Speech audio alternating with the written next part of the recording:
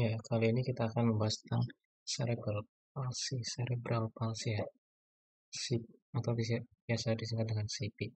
Cerebral palsy adalah kelainan pada central nervous system yang ditandai dengan kontrol yang tidak bagus atau tidak menentu dari postur atau pergerakannya,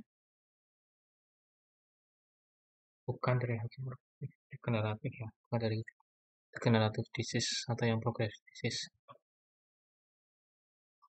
Nama lainnya adalah little disease, congenital static encephalopathy, congenital spastic paralysis, CP. Nama lainnya bisa CP, paling sering. Ini terjadi sekitar 2-2,5 per 1000 kelahiran hidup. Biasanya didominasi ya seimbang ya antara laki-laki dan perempuan. Usianya sekitar 3-5 tahun, usia berkembang. Kemudian dari tanda-tanda fisiknya atau clinical presentation, tanda-tanda klinisnya yaitu monoplegia, diplegia, quadriplegia, atau hemiplegia. Gantung nanti lesi atau ininya di mana ya, kerusakan otaknya di mana. Hipotonus pada periode newborn, kemudian di hipertonik di kelanjutan kehidupan berikutnya. Kemudian spasticity ada akakuan, ada tosis, delay motor milestone. Nah ini ada paling sering biasanya nggak bisa jalan, nggak bisa berdiri, padahal umurnya udah harusnya bisa berdiri, belum bisa berdiri. Hiperrefleksia, seizure kejang, kemudian mental retardation di beberapa individu. Etiologinya banyak faktor, multifaktor, termasuk low birth weight, congenital malformation, asphyxia, multiple gestational, intrauterine exposure of infection, neonatal stroke, hyperbilirubinemia, dan maternal thyroid malfunction.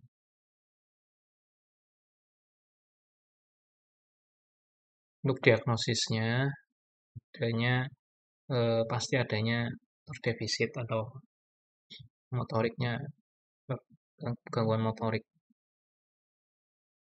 ya. Nah ini tidak mencapai atau tidak mencapai motoriknya tidak mencapai tidak sesuai dengan milestone-nya. Harusnya kan berapa tahun bisa berjalan, dia belum bisa sesuai umurnya. Medical history, losing function. Nah, tidak ada keburukan ataupun not progress ya, yang namanya defisit statis seperti itu terus tidak ada perkembangan perburukan. Antara neurologic examination defisit karena cerebral abnormalities. Berapa pemeriksaan yang dibutuhkan ya. Diagnosis bandingnya, different diagnosisnya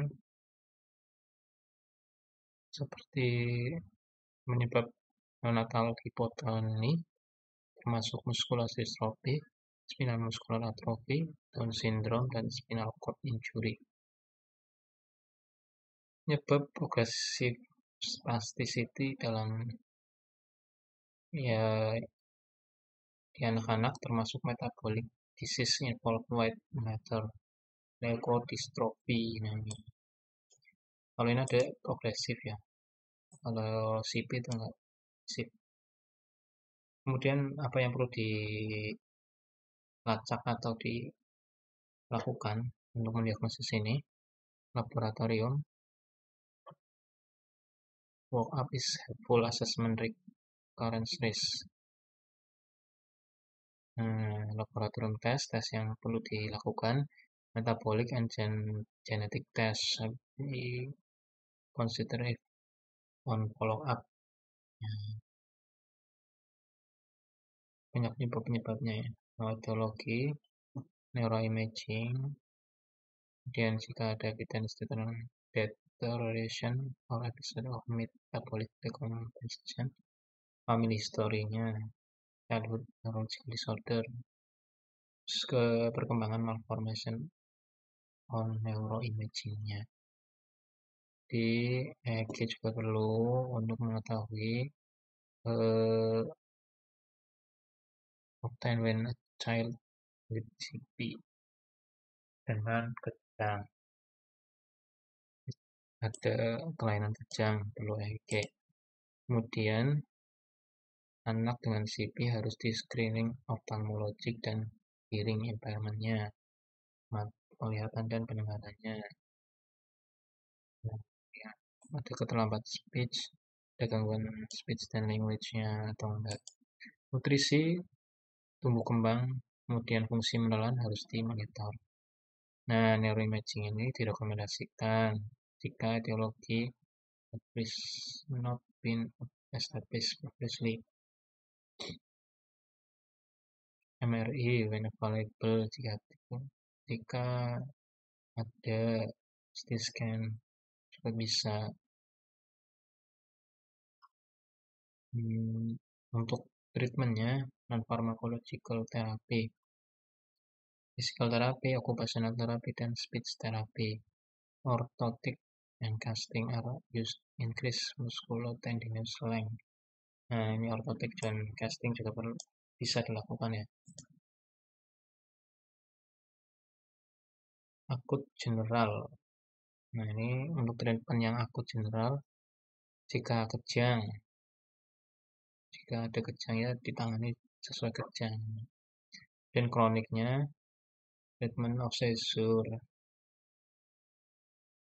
treatment kejangnya secara kronis, maintenance-nya ya, lebih tepatnya. Medical treatment spasticity include biclofen oral or ekal, botulinum toxin buat melemaskan spasticity-nya. Surgical treatment spasticity-nya dorsal risotto di Indonesia kayak belum ini ya. Tendon ini mungkin bisa ya, teotomi. Kemudian disposition left at home, impairment mobility or chronic care nursing facility. Nah, ini perlu perawatan yang terus-terusan. Nah, ini regional dan global spastic dyskinetic ya.